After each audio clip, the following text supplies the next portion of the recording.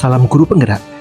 Pada kali ini saya akan mempresentasikan ruang kolaborasi studi kasus modul 1.4, yaitu dari kelompok 4 dengan saya sendiri Jamie Andrian dari Guru SD Negeri Sedekaya 04 Cilacap Selatan, Bapak Arif Miftahul Huda, Guru SD Negeri Sikanjo 01 Nusa Wongo, dan Ibu Mei Ramadanun, Guru SMA Negeri 2 Cilacap. Presentasi kami membahas dari kasus 1 sampai dengan kasus 4. Kasus pertama, ada guru matematika dan wali kelas 8 Ibu Santi sakit sehingga tidak dapat masuk dan mengajar.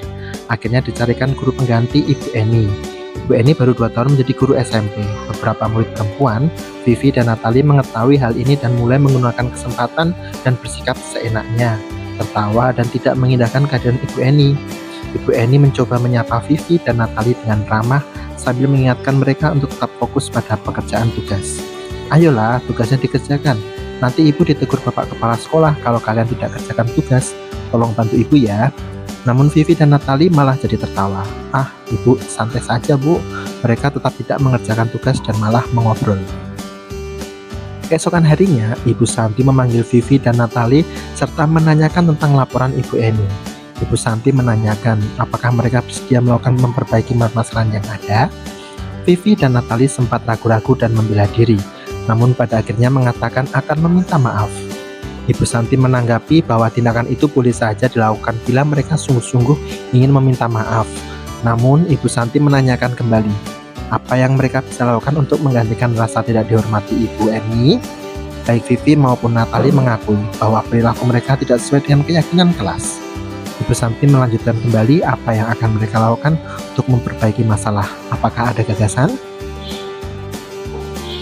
Setelah berpikir jenak, Natali dan Vivi mengusulkan bagaimana kalau mereka mengadakan sebuah diskusi kelompok dengan teman-teman sekelasnya.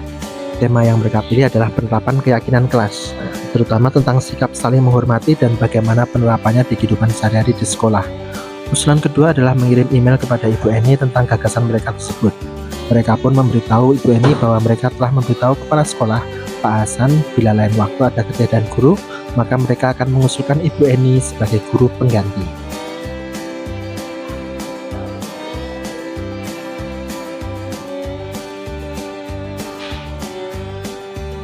Pertanyaan pertama, dalam kasus di atas, langkah-langkah restitusi apa saja yang sudah dijalankan oleh Ibu Santi?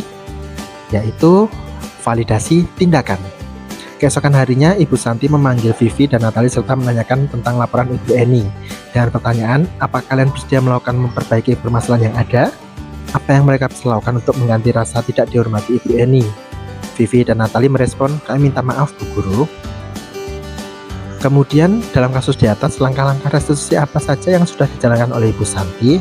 Menanyakan keyakinan. Keesokan harinya, Ibu Santi memanggil Vivi dan Natali serta menanyakan tentang laporan Ibu Eni. Di situ Ibu Santi bertanya, apa yang akan kalian lakukan untuk memperbaiki masalah? Apakah ada gagasan? Kemudian Vivi dan Natali menjelaskan bahwa dia akan mengadakan sebuah diskusi kelompok dengan teman-teman sekelas. Temanya yaitu penerapan keyakinan kelas, terutama tentang sikap saling menghormati dan bagaimana penerapannya di kehidupan sehari-hari. Kemudian mereka juga akan mengirim email kepada Ibu Eni tentang gagasan tersebut dan memberitahu kepala sekolah bahwa di lain waktu bila ada ketiadaan guru, maka akan mengusulkan Ibu Eni sebagai guru pengganti. Kemudian mereka menegaskan perilaku mereka memang tidak sesuai dengan keyakinan kelas dari kesepakatan yang ada. Menurut Anda, apakah restitusi yang disusulkan Vivi dan Natali sudah sesuai dengan pelanggaran yang telah dibuat? Apakah langkah-langkah restitusi yang telah diusulkan mereka? Kurang setuju pada usulan kedua. Bagi kelompok kami, untuk langkah-langkah restitusi yang diusulkan pada usulan pertama yaitu diskusi kelompok, ini setuju. Tapi untuk yang usulan kedua, bahwa akan mengirim email kepada kepala sekolah, itu bukanlah wewenang dari murid, bisa dilakukan oleh ibu guru atau Ibu Santi dalam hal ini sebagai wali kelasnya. Jika Anda adalah Pak Hasan, bagaimana Anda menyikapi langkah yang ditempuh Ibu Santi? Jika saya menjadi kepala sekolah, saya akan mendukung langkah Ibu Santi dan memberi penguatan bahwa siapapun guru penggantinya harus dihormati dan menstabilkan identitas juga harus dilakukan. Harusnya di awal tidak langsung melaporkan laporan Bu Eni, tapi menanyakan dulu kejadian kemarin dari sudut pandang siswa. Bagaimana pendapat murid akan tindakannya terlebih dahulu. Itulah menstabilkan identitas.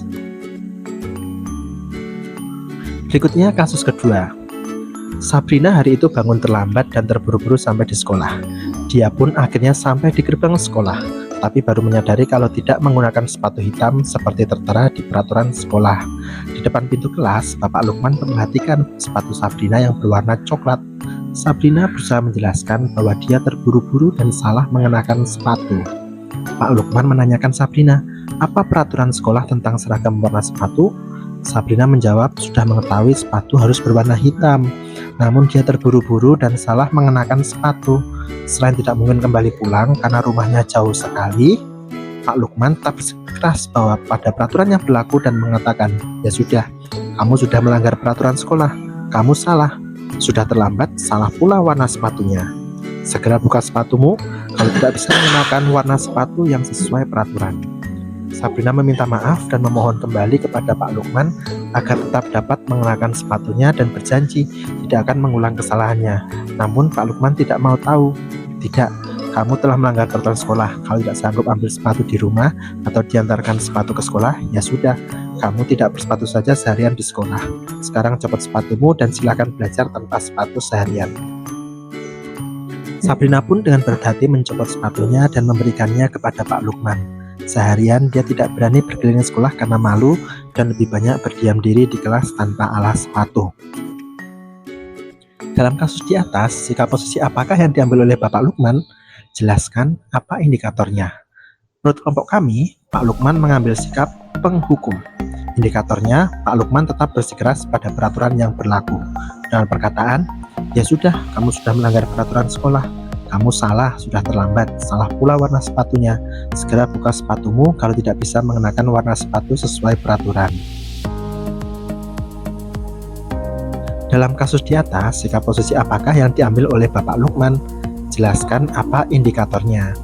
Ada sikap yang kedua, yaitu pemantau. Indikatornya, Pak Lukman tetap mengamati sepatu Sabrina.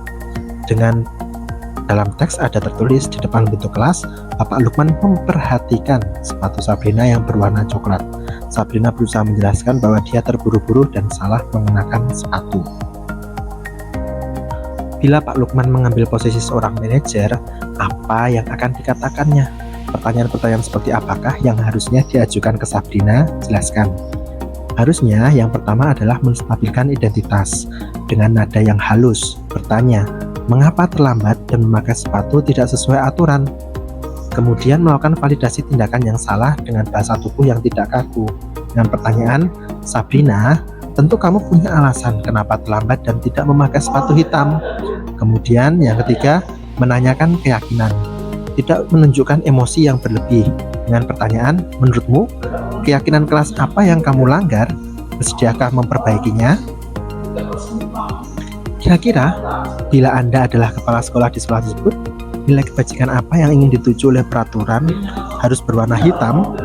Bagaimana Anda menyikapi langkah yang diambil Pak Lukman mengenai kasus tersebut? Nilai kebajikannya ada 4, yaitu 1. Disiplin, 2. Tanggung jawab, 3. Kesetaraan, 4. Kesederhanaan. Harusnya menyikapi dengan mencari informasi permasalahan yang terjadi. Setelah itu membimbing dan memberikan solusi untuk bertindak sebagai posisi manajer dalam menyelesaikan permasalahan siswa dengan menggunakan metode segitiga restitusi. Kita memasuki kasus yang ketiga. Ibu Dani sedang menjelaskan pelajaran bahasa Inggris di papan tulis, namun beliau memperhatikan bahwa Fajar malah tidur-tiduran dan tampak acuh tak acuh pada pelajarannya. Fajar, coba jawab pertanyaan nomor 3. Maju ke depan dan kerjakan di papan tulis.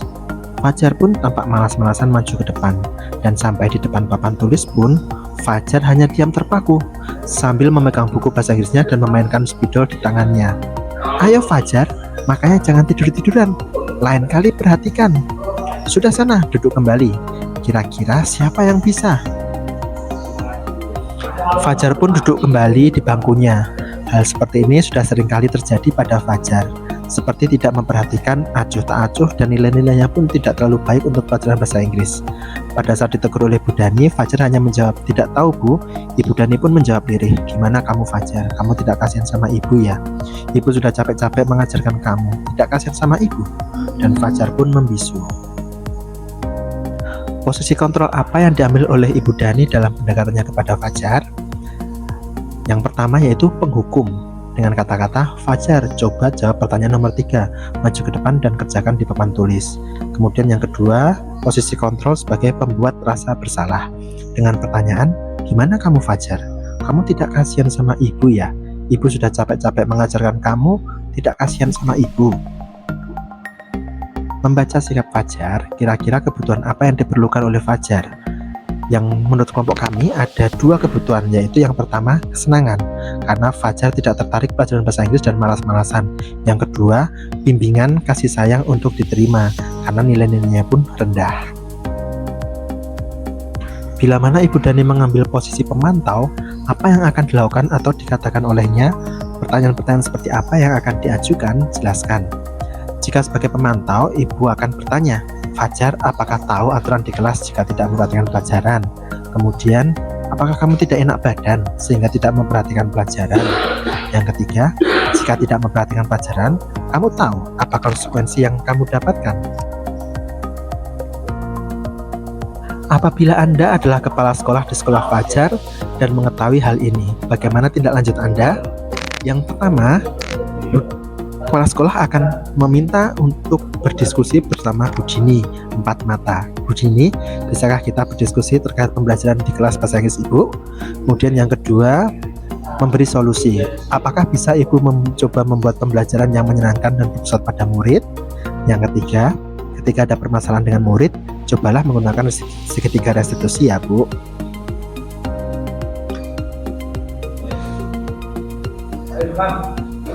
Kemudian kasus yang keempat, Anto dan Dino sedang bermain bersama-sama di lapangan basket dan tiba-tiba terlibat dalam sebuah pertengkaran adu mulut.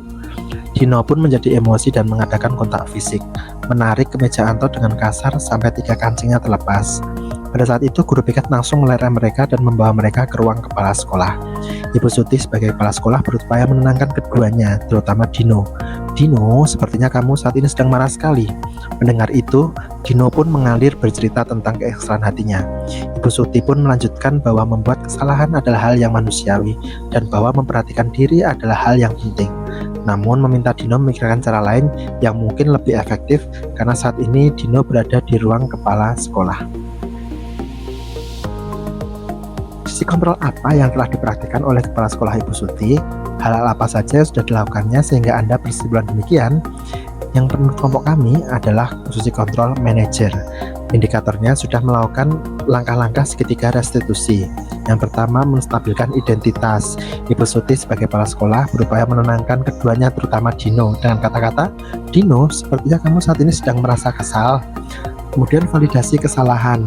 Mendengar itu, Dino pun mengalir bercerita tentang kesalahan hatinya. Ibu Suti melanjutkan, membuat kesalahan adalah hal yang manusiawi dan mempertahankan diri adalah hal yang penting. Kemudian langkah ketiga, menanyakan keyakinan. Bu Suti melanjutkan bertanya tentang keyakinan sekolah yang disepakati. Apakah Dino bersedia memperbaiki kesalahan yang telah dilakukan terhadap Anto? Dalam kasus tersebut, bagaimana Dino dikuatkan? Dengan perkataan bahwa Dino membuat kesalahan adalah hal yang manusiawi dan mempertahankan diri adalah hal yang penting. 2. Apakah Dino bersedia memperbaiki kesalahan yang telah dilakukan terhadap Anto? Dalam kasus tersebut, bagaimana Anto dikuatkan? Dengan pertanyaan, Anto, hal apa yang bisa dilakukan Dino untuk memperbaiki masalah? Nilai-nilai kebajikan dalam kasus tersebut. Yang pertama, bertanggung jawab, saling menghargai, saling menghormati, peduli, dan mandiri. Dino bertanggung jawab untuk menjahit kancing baju Anto, saling menghargai dan menghormati sesama teman, peduli, mandiri untuk belajar menjahit. Pisau diasah buat bertani, bawa ke ladang naik berarti. Selesai sudah presentasi ini, semoga bisa memberi arti. Demikian presentasi dari saya, Jamie Andrian. Tetap semangat, salam guru penggerak, bergerak, tergerak, dan menggerakkan. Terima kasih.